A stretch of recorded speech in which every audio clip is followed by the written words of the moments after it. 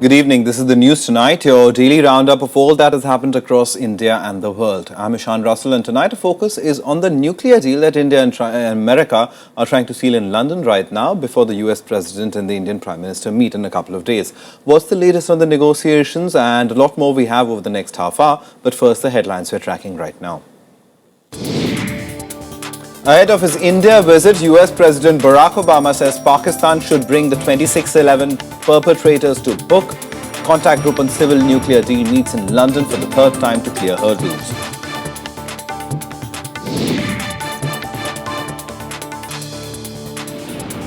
Finance Minister Arun Jaitley assures global investors on ongoing reforms, promises to rationalize subsidies and rebuild credibility on taxation.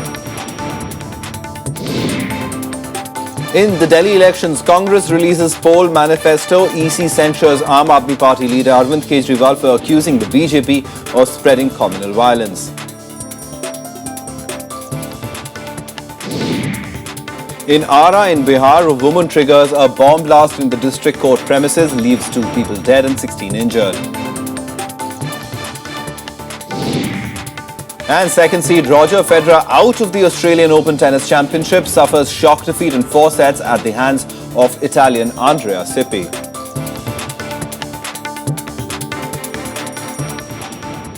In a stern message to Pakistan, US President Barack Obama has said that the safe havens of terrorism within that country are not acceptable. In an interview to the India Today group, he said that those behind the Mumbai attack must face justice. His comment assumes significance as India has recently questioned Pakistan's sincerity in ensuring punishment to the perpetrators of the 2611 Mumbai attacks. The questions arose after the attack mastermind Zakir Rahman Lakhvi was granted bail in the case. Upbeat about his second visit to India, Obama said he hopes to work with Prime Minister Narendra Modi to begin what he calls a new era in India-US relations. US wants to increase trade ties with India at least 5 times to $500 billion. Trade will be among the key agendas during the bilateral talks between the two leaders.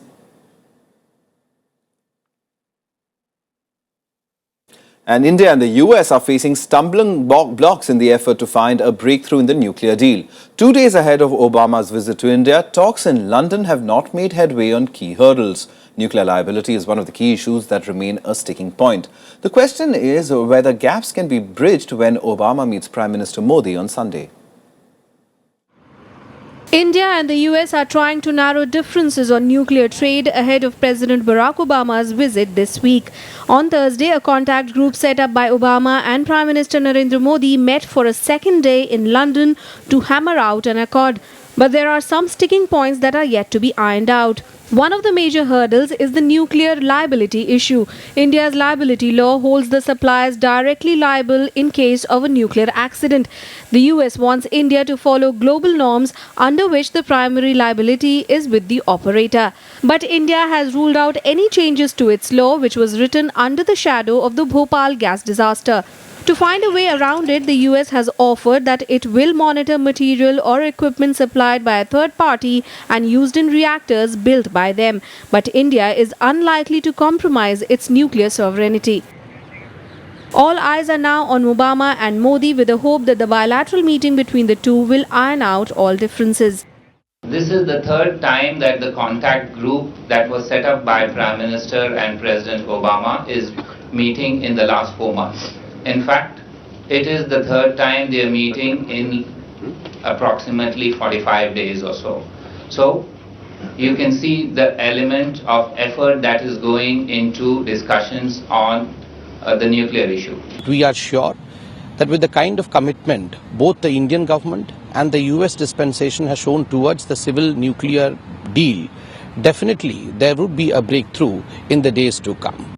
The Indo-US nuclear deal was worked out during the UPA 1 government in 2008, but the implementation has been stalled over the tough provisions in India's Civil Nuclear Liability Act. It remains to be seen if the two countries reach a settlement on the issue during Obama's visit. Bureau Report, Rajya Sabha TV. And former Foreign Secretary Mr. Shashank now joins us live to help us understand, as far as these roadblocks are concerned in the nuclear deal. I mean, we saw the certain push that the UPA had given and priority it had given, but then it all seemingly went cold. Now it's being they're trying to revive it, but a lot of issues still remain, like liability is still a big issue. There's no doubt about it that the Bhopal gas tragedy had a deep impact on the psyche of the parliamentarians and the people of India, because people are still suffering and there has been no final resolution of the gas leakage or its final treatment in Bhopal. Nevertheless, India has to move ahead also, and nuclear energy, a lot of safeguards have been since brought in place. The equipment has become much safer. There are all kinds of safety measures which have been brought in. Therefore, one should be able to come to an understanding. I think the supplier's liability perhaps can be taken over, as is being mentioned, by the governments concerned under some kind of a governmental agreement, or by involving a large number of insurance companies. That way it would reduce the liability of each individual insurer. Right. The point remains that yes, operator also has a certain responsibility, and that needs to be monitored by some high-level group here. The other point which I find has not yet been resolved is about the end-use treatment of the tracking. technology. In fact, that is one of the other sticking points that is there, of tracking that nuclear material. That is the other thing, that the nuclear material or equipment which is being supplied, as to how it will be used till the very end, that remains a ticklish issue, because India has always maintained that it has been an exception to the rule of bringing about its scientific and technological development on its own merit. It has never violated any of the international commitments which it had undertaken. So therefore, to insist that India should now undertake some new obligations which will undermine the credibility which India has developed in the world as a whole would be really, I think, demeaning the stature and the respect which the Indian scientists and Indian state has acquired so far. All right, so finally, sir, I mean, it's seemingly coming down to what the two leaders discuss, what happens between Prime Minister Modi and President Obama, and it's perhaps going to come down to that, because as we've seen, the discussions in London are not giving much headway. Well, you know, when technical level negotiations are going, then all kinds of technical possibilities are explored. But that is just that. I mean, these are at the exploratory stage, which are then submitted to the leaders of the two countries, and they have to take a political call on the formulations which are put forward to them. Because in the past, my impression is that there was an understanding between the leaders of the two countries that United States would respect India's sovereign right to manage its own civil nuclear plants the way it wants. At the same time, India would make sure that there is no diversion or there is no misuse of any of these things which are obtained under the international safeguards. There are, of course, inspections from time to time by the IAEA inspectors, and the normal kind of thing would be prevailing as it has been doing in the past, and there has been never any cause for any complaint either by the United States or by any other partner. Right. At the same time, India has so far been kept out of most of the international regimes leading to nuclear power generation, and on the missile side. I think India, if it has to be treated like a normal partner by the advanced countries, then it must be made a member of all these international groupings. All right, so we'll have to wait and see as to what is the final version as far as this nuclear deal that comes out after the meeting between Prime Minister Modi and President Barack Obama. But thank you very much, Mr. Shashank, for coming in and explaining to our viewers the nuances of the negotiations that are on in London. Thank you. All right, and staying with news from the US, there's some disappointment, especially among the left parties who are voicing opposition to some items of the agenda that are likely to come up during the US President Barack Obama's visit to India. These objections relate to reports that the India government will go through with a proposed $10 billion arms deal that was shelved in 2005. Hectic preparations are underway for US President Barack Obama's visit to India. According to media reports, a key highlight of the visit will be Narendra Modi's government's effort to revisit an arms deal with the US that was shelved in 2005. The Prime Minister has reportedly asked the Defence Ministry to finalise the details. The UPA government reportedly set aside the deal after opposition from the left parties. हमारी आपत्ति पहले जब मनमोहन सिंह साहब ये काम किए थे वो यही था कि इससे हमारे लिए फ़ायदा क्या है, इससे क्या नतीजा निकलेगा। हम ये नहीं चाहते कि भारत जो है एक अमेरिका और यूएसए का एक एलाई बने इस रीजन में जो अपने हित में ना हो। तो ये बात की स्पष्टीकरण आज भी नहीं है। According to media reports, India and the United States could even agree on allowing warships and aircraft to access each other's bases, refuel and in case of emergency, even operate side by side. Left parties say that all of this will fuel the arms race in the subcontinent. देश की सुरक्षा की बात एक है, वो ज़रूर उसके अंदर कोई कॉम्प्रोमाइज़ की सवाल नहीं पैदा होती, लेकिन दूसरी बात ये डिफेंस प्रोडक्शन में विदेशी पूंजी को लाने का मतलब है देश की सुरक्षा के सवाल पर ही अब अपने आप को असुरक्षित बना रहे हो। The opposition voiced by the left may have prevented the deal from going through earlier, but given the present strength of the Modi government in parliament, it's unlikely to thwart its plans now. Shyam Sundar's report for Rajya Sabha TV. Well, time for a very quick break right now, but coming up on the other side, Defence Minister Manohar Parikar has stirred up a hornet's nest. He has accused former Prime Ministers of compromising India's deep assets. More on that on the other side.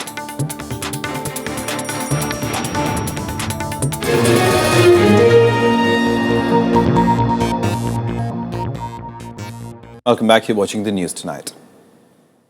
Now, the ongoing economic reforms in the country are much more than the Big Bang. This is what Finance Minister Arun Jaitley had to say in his pitch to attract global investors as he outlined the government's economic vision at the World Economic Forum in Davos in Switzerland. And as budget season draws closer, he promised a lot more but asked to simmer down expectations from the budget itself.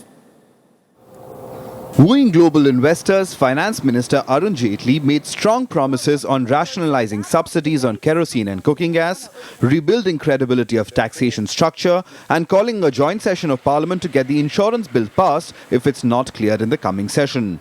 Laying out the fiscal roadmap ahead of his first full-fledged budget, he sought to assure investors at the ongoing World Economic Forum that subsidies will not be completely eliminated but only rationalized to cut expenditure. Well, I think our real potential is 9% plus. And therefore, we'd like to take India in that direction. We've had problems and challenges. We went below 5%, which by Indian standards is a very disappointing rate. Hopefully, we'll do a little better this year. Next year, I think, is going to be significantly better. And if we can continue to take decisions at the pace we are and eventually attract investment into India, I think then India is going to move much faster. And achieving our real potential will then appear to be more realistic. Racing against time to convert various ordinances into law in the budget session, Jaitley expressed confidence that the insurance bill will be passed in the Rajya Sabha because the Congress is also in favour. Jaitley said, if it is not approved, we will go for a joint session of Parliament. If it is delayed beyond 6 months, we will go for a joint session where we will have a majority. Apparently referring to the controversial retrospective taxation of the previous government that has spooked global investors, Jaitley said one major challenge was to rebuild credibility of the Indian taxation structure. The finance minister also made it clear that he was against high taxes and believed in giving more money into the hands of the consumers. Bureau Report, Rajya Sabha TV. Now, 2 people were killed in a crude bomb blast in Bihar's Ara civil court premises. 16 people were injured. The dead victims included a police constable and a woman who reportedly carried the bomb in her purse. The explosion happened when a van with some under-trials reached the court premises. 2 under-trials escaped in the commotion. Security was intensified in Patna after the explosion. The incident came just before BJP President Amit Shah was to attend 2 programs in the city. हरा में civil court में bomb blast हुआ है। एक महिला बम लेकर के जा रही थी, उसने ब्लास्ट किया जिसमें महिला खुद भी मारी गई और एक पुलिस का जवान भी मारा गया। आधा दर्जन से अधिक लोग घायल भी हुए हैं, उनका इलाज कराया जा रहा है। पूरे कैंपस को सील कर दिया गया है। Should either govern the state properly and provide effective administration, or must quit from the office, must quit the government immediately to allow a new government to take office. आतंकवादी घटना नहीं प्रतीत होता है। जो एसपी से हमारी बातचीत हुई और बातचीत हो ही रही है लगातार, तो उन लोग का असेसमेंट यह है कि आतंकवादी घटना, हम लोग का असेसमेंट यह है कि आतंकवादी घटना नहीं है। ये घटना प्रमा फेसी ये लगता है कि कैदी को भगाने के लिए किया गया था। The Defence Minister Manohar Parikar has stirred up a hornet's nest as he accused former Prime Ministers of compromising India's deep assets. Without taking any names, he claims such assets on national security have been compromised by earlier regimes. Now, his remarks drew strong reactions from the Congress party. The party has demanded an apology from Parikar if he doesn't reveal the name of the Prime Ministers he meant. Defence Minister Manohar Parikar has alleged that some former Prime Ministers had compromised the country's deep assets on national security. However, he did not take any names. Speaking at a function, Parikar said he cannot give details about Coast Guard operation against a Pakistani boat on New Year's Eve, fearing that the source might be compromised. He also slammed demands by opposition parties to provide proof about suspected militants on board of the Pakistani boat, as was claimed by the centre. 200 kilometre दूर वर आम्ही intercept केलं. 24 तास एक boat एका जागेवर तिथे. Is it not enough proof? तुम्हाला काय आम्ही इंटरसेप्ट केलं नाही पाहिजे? मला विचारलं, मी म्हटलं नाही देणार, देऊ शकत नाही, कारण the source might be compromise. कारण शेवटी you have to build assets and you have to build deep assets. Deep assets are assets which has to be created over 20 years, 30 years.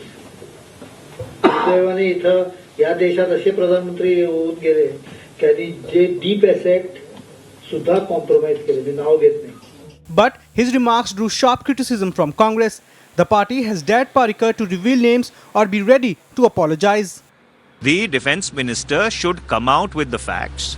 If he has evidence that any former Prime Minister has compromised our deep assets or compromised national security, he should come out with the evidence, or he should take his statement back and publicly apologize. When a defence minister of the country says that deep assets have been compromised, it means either strategic assets of the armed forces were compromised or the intelligence assets were compromised by a Prime Minister.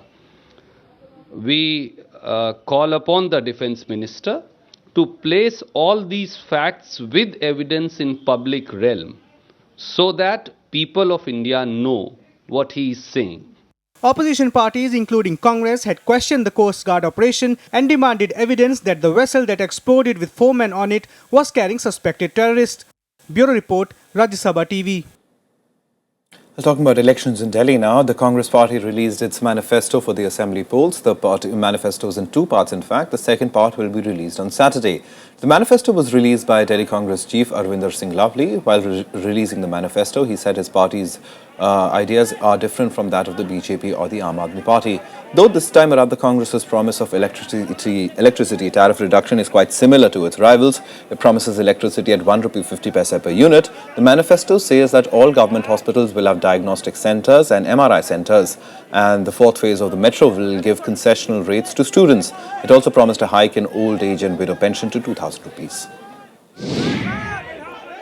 मैंने आपको बताया कि हम जो भी घोषणा कर रहे हैं पूरी स्टडी करके कर रहे हैं, और मैंने एक वर्ड यूज़ किया जिसको आपने सुना नहीं, कि ये जो रेट्स हम दे रहे हैं this is only for domestic consumers. तो डोमेस्टिक कंज्यूमर्स को हम ये रियायतें दे रहे हैं, तो इनको कहाँ कंपनसेट करना है कहाँ नहीं, ये हम डिटेल में बताएंगे आने वाले समय में. And the Election Commission has censured AAP chief Arvind Kejriwal today for his remarks accusing the BJP of spreading communal violence in Delhi. The poll panel had issued notices to Kejriwal last week following a complaint by BJP's Delhi unit chief Satish Upadhyay. January 20th was the deadline for his reply to this notice. The Election Commission said Kejriwal's comments violated the Model Code of Conduct. Issuing a fresh notice, the poll panel also pulled up Kejriwal for repeatedly asking voters to accept bribes from other parties but to vote for the AAP. The Election Commission notice said the statement amounts to abetting and promoting electoral offence of bribery.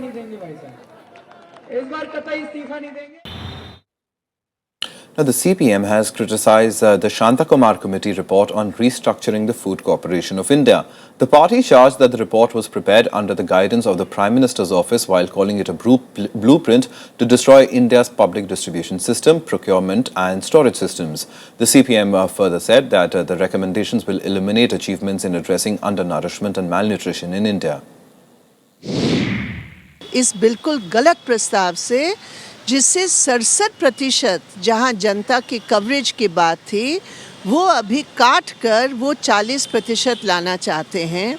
और जो दलील शांता कुमार जी ने दी है वो भी बहुत खतरनाक है।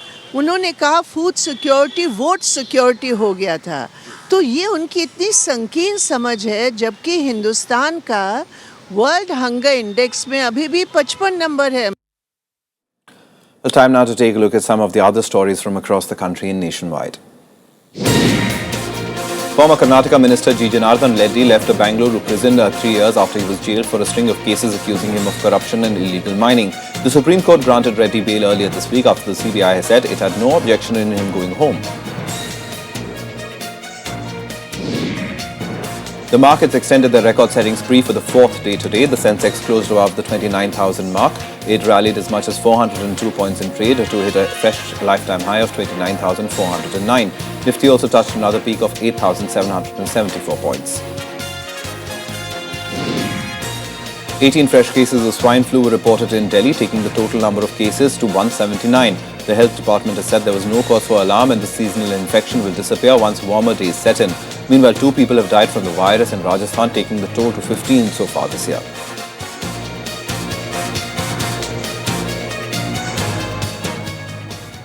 Some international news now, and Saudi Arabia's King Abdullah, who was known as a ruler committed to reforms, died on Friday. Abdullah's half-brother, Crown Prince Salman, pledged to continue his predecessor's policies after ascending to the throne. However, there are challenges ahead for the country at a time when there is alarm over the rise of the Islamic State in the region and also turmoil in neighboring Yemen. Prime Minister Modi and the President also condoled the loss for Saudi Arabia, and India, in fact, would be observing 1 day of mourning. Saudi King Abdullah bin Abdulaziz breathed his last in a hospital in Riyadh weeks after he was admitted. Abdullah, who became king in 2006, was suffering from a lung infection. His 79-year-old half-brother Salman ascended the throne. The new king vowed to maintain the same approach as his predecessor and named half-brother Mukrin as his crown prince and heir. We are monitoring them anywhere that we can possibly do that. Now that you know that Yemen is still unstable. In fact, I'll tell you, they are everywhere, and they're held by some close friends. US President Barack Obama joined world leaders in hailing the late monarch's contributions to peace in the Middle East. Prime Minister Narendra Modi took to Twitter to express his condolences. In a series of tweets, Modi said that he was saddened by the passing away of King Abdullah, who had left a lasting impact on his country. 中方对阿卜杜拉国王的不幸逝世深表哀悼，向沙特政府和人民表示诚挚的慰问。阿卜杜拉国王呢是沙特杰出的领导人，生前一直致力于促进沙特国家的发展，维护中东海湾地区的和平与稳定，在沙特内外、国内外都享有很高的威望。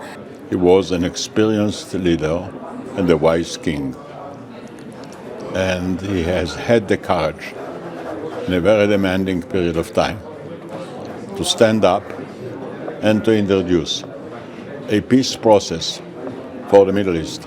His role in establishing peace between and putting an end to the Arab-Israeli conflict and the Palestinian-Israeli feud was instrumental. You will recall the Arab Initiative of 2002. I believe that the relations between Saudi Arabia and Egypt in particular will continue to be one of the cornerstones of the regional situation in the Middle East. Despite the announcement of Salman ascending the throne, there are troubling questions about the stability of an unreformed absolute monarchy, especially at a time of turmoil in the region, including the destabilizing crisis in Yemen. Another issue for the new king would be managing relations with the United States, a source of disappointment in Riyadh after Obama sought to negotiate a nuclear deal, and also a wider rapprochement with Iran. Bureau Report, Rajya Sabha TV. And former Thai Prime Minister Yingluck Shinawatra has been banned from politics for 5 years. She also faces criminal charges for negligence that could put her in jail for another 10 years. Thailand's military-appointed legislature today voted to successfully impeach. Yingluck was impeached by the National Legislative Assembly over a controversial rice subsidy scheme which cost billions of dollars and triggered protests that toppled her government. However, Shinawatra was swift to denounce the move and vowed to fight the new corruption charges. The impeachment is seen by experts as an attempt to keep the powerful Shinawatra family out of politics. Well, let's bring you some other stories making headlines across the world in Global Buzz. Yemeni President Abdurrabu Mansour Hadi and Prime Minister Khalid Bahar handed resignations amid mounting pressure by the Houthi militants who are tightening their grip on power. The United States has also pulled more staff out of its embassy in Yemen as Washington scrambled to cope with the collapse of a government that had been a key ally in the fight against the Al-Qaeda. The first batch of an experimental vaccine against Ebola is on its way to Liberia. A plane carrying some 300 initial doses of the vaccine is expected to arrive in Monrovia today. The vaccine has been produced by British company GlaxoSmithKline and the US National Institute of Health. The company hopes to be the first volunteer will be immunized in the next few weeks. The second day of talks between the US and Cuba on restoring diplomatic ties concluded on a positive note. Each side praised the openness but stressed profound differences remain. Both countries set an agenda for re-establishing full diplomatic ties but said it could take weeks just to schedule the next round of talks. Well, some sports now. And second seed Roger Federer was bundled out of the Australian Open third round by Italian Andrea Seppi today. This was the Federer's first career defeat in 11 meetings between the pair. Andrea Seppi did the unthinkable at Melbourne Park on Friday, defeating second seed Roger Federer in a third round match. The 17-time Grand Slam champion has not lost this early in the first Grand Slam of the year since his second trip to Melbourne Park in 2001, when he also lost in the third round. The 33-year-old Swiss looked out of sorts from the very beginning as he struggled with his serve early in the match. Seppi took advantage of 3 of his 5 break points to take 2-0 lead. Even though Federer managed to win the third set, he was not able to keep the momentum and lost the match 6-4, 7-6, 4-6, 7-6. But third seed Rafael Nadal made light work of his third round opponent, Israel's Dodi Sela. In a match that went on for a shade over 2 hours, Nadal faced just a little resistance in the third set. He eventually won the match with a scoreline of 6-1, 6-0, 7-5. He will next meet 14th seed Kevin Anderson. Maria Sharapova put all doubts about her form to rest as she thrashed Zarina Diaz 6-1, 6-1 to charge into the fourth round. Sharapova blasted 22 winners against the 31st seed and sealed the match with an ace. Women's third seed Simona Halep was also safely through with a 6-4, 7-5 victory over flamboyant American Bethany Mattek-Sands. But it was a disappointing day for India. Sania Mirza and her Chinese Taipei partner went down 7-6, 6-4 against their unseeded Canadian-Polish opponents. In the men's category, Leander Paes and his South African partner Revin Klaasen won the first set but lost the match 6-2, 4-6, 1-6 to the Italian pair of Fabio Fognini and Simone Bolelli. Rohan Bopanna also lost his doubles match in straight sets. Bureau Report, Rajya Sabha TV. Well, that's the news tonight. Good night.